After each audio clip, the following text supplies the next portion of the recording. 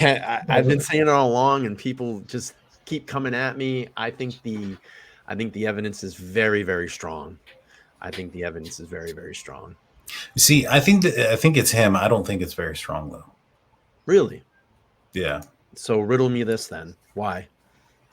Well, first, all right. All right. Well, let's play this game. You tell me Yeah, what evidence you think is strong, and I'll tell you why it's not. sure. I think number one, DNA.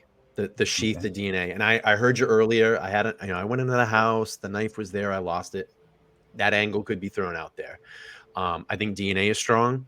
I think all of the the timeline of where his car was lined up and Oh, well, let's spotted. take it. Let's take it one spot at a Sure. time. So the DNA.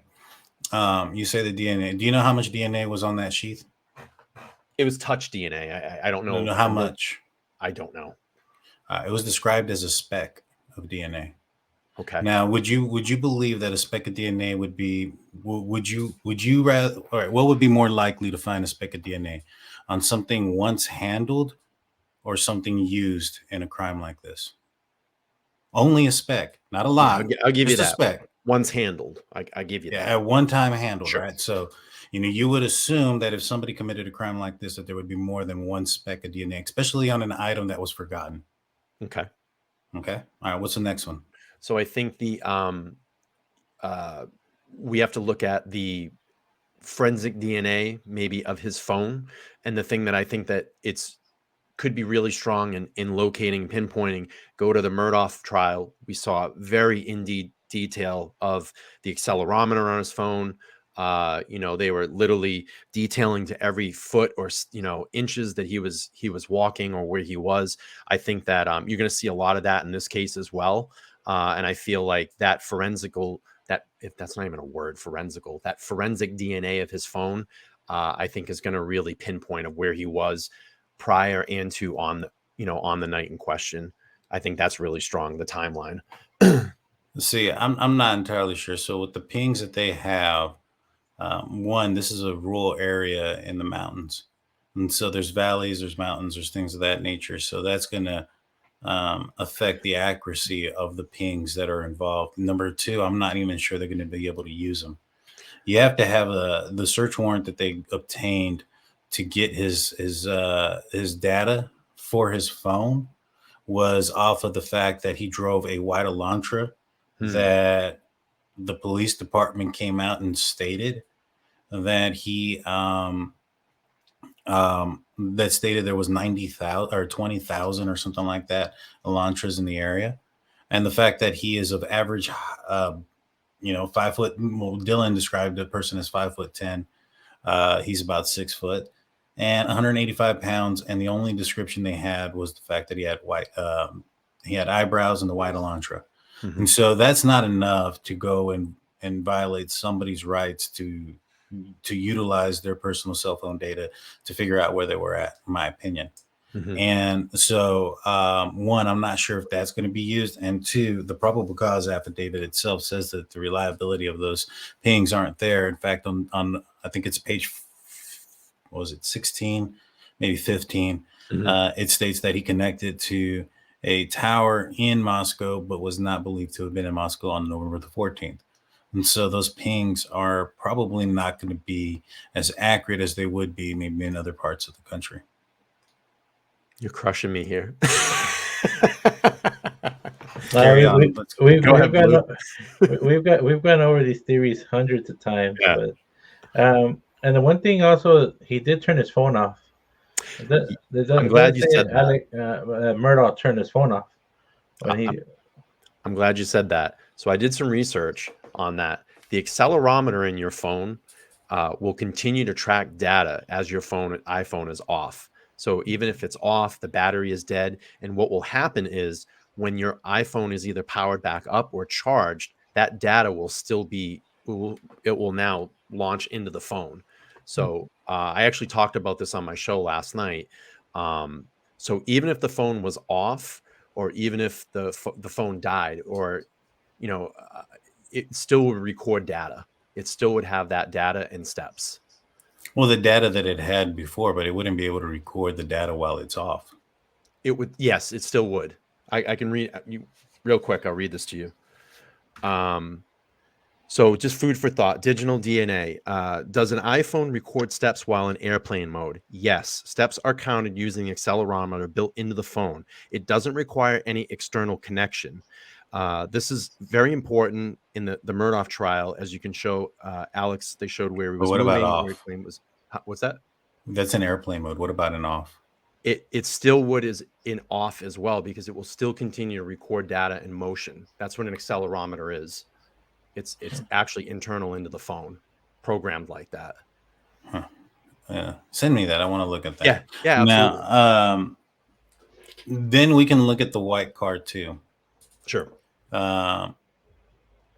There's if we were to look at his pings, and if you were to say that they're accurate, you can't look at some and say that they're accurate and others that they're not. Right. He was pinged at his house at 2:42. He was on camera 2 miles south at 2:44. Do you think that in order for him to have been in those two places, he would have traveled through Pullman at 60 miles an hour uninterrupted? Right. Now, the unique identifier that they're putting to Bryan Kohberger is the fact that he had a white Elantra without a front license plate. And they suspect that he didn't have a front license plate because he had Pennsylvania license plates, which didn't require a front license plate. And so if there's two vehicles out at 2:42 and at 2:44 that are white in color, four-door, that match the same description, both without front license plates, and that puts in question if Kohberger was even ever in Moscow, or if there was another vehicle out there that was out there as well with the same type of vehicle. The same thing also goes with the fact that he is seen or believed to have left somewhere around 2:47. I think it was 2:57, but he doesn't get seen until 3:26 heading westbound on the 700 block of Indian Hills Drive. I'll show you this. Let me preset this real quick. Guys, real quick, there's 130 people watching. We're only at 77 likes. Just get us to 100. That's all we need. Just 100 for the algorithm. Just hit that like. Share that. Yeah. All right. So I have all these pings marked up. This is Pullman, Washington. This is where this is his apartment complex at 2:42. He's seen, he's there. I believe it is at 2:44. He's seen heading northbound. I think it's like a 2:57. He leaves here and isn't seen until 3:26 a.m. according to the probable cause affidavit. Sure. Heading westbound on Indian Hills Drive. Problem with this is he's heading westbound. This is where the victim's house is, but he lives west of Moscow. Yep. So why is he heading that direction? Second thing is they see him leaving that area, and it is assumed that he came to Moscow from there at 57. So that's 29 minutes for a 10-minute drive. Maybe 15-minute drive. So where's the other 15 minutes? Mm-hmm. Now, the other thing is he's seen leaving at 4:20 southbound on Willenty Drive. He is picked up by when his phone is turned on at 4:48 on the highway near Blaine. Now, from the victim's house to Blaine, Idaho is only 10 minutes away. From 4:20 to 4:48, it's 28 minutes away. So there's an 18-minute gap there. Now, he's seen leaving at a high speed, it's a high rate of speed. So he's probably traveling at a faster rate than the speed limit. And I would assume that he would continue to drive at a higher speed than the speed limit throughout this entire time, whether it be adrenaline rush, the whole 9 yards from what he just did, getting out of there. Where did he go for 18 to 20 minutes that it took him that long to get here? I think you should be his defense attorney. Yeah, we've been going through these theories over and over, man. So it's interesting, and I love it because now I want to see how they're, if this does go to trial, how's the defense going to present this, But maybe Kohberger, if this a retry, should hire you. Yeah, I mean, like I said, there's a lot of things in here that don't make sense, and there's a lot of holes in here that bring up question. And then you talk about the phone being turned off. The probable cause affidavit talks about him going to Johnson, Idaho, talks to him going to an Albertson, and going all over this place. He's seen at a coffee shop. my thing was, all you're doing is showing a pattern that he drives long distances and turns his phone off. Wow. Yeah. You know, if he can prove that he did that prior to this incident, then he can say that that's all that was just, you know, I go on long drives at night sometimes. Sure. You know what I'm saying? And so I'm gonna pull this up there. Yeah. So um, And just remember, this is all speculation. This is our opinions. Yeah, absolutely. This is all allegedly. We're all just allegedly talking here. yeah. Now I actually had thought about at one point in my life trying to be a defense attorney, but I don't know if I could.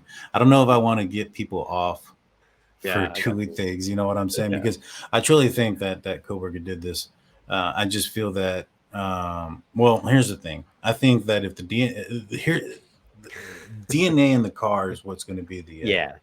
If there's no DNA in that car, on that headrest, on that brake pedal, on that gas pedal, on the floor mat, on that seat, on any of those things that they took away from that vehicle. I mean, what they also did was they pulled off the rug and probably swabbed the metal everywhere. Yeah.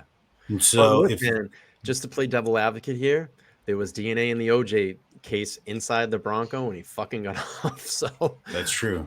That's true. But if there is none, there's absolutely none there. He's walking. Not only is he walking, I think he's probably innocent. This might be a situation where this poor guy was, you know, trying to, you know, he found one of these girls attractive and maybe trying to hit on them, and something nefarious happened to him, and he just looks extremely guilty. But if there is DNA in there, and they got this guy nailed to the wall, you know, the question comes: did somebody else help him? Hey everybody, thank you for checking out this video. If you like the content here today, make sure to click on one of these videos up here. I would appreciate it. And before you head out, make sure to like, share, and subscribe. Turn on that bell notification so every time I drop a new video or go live, you guys will know. Thanks.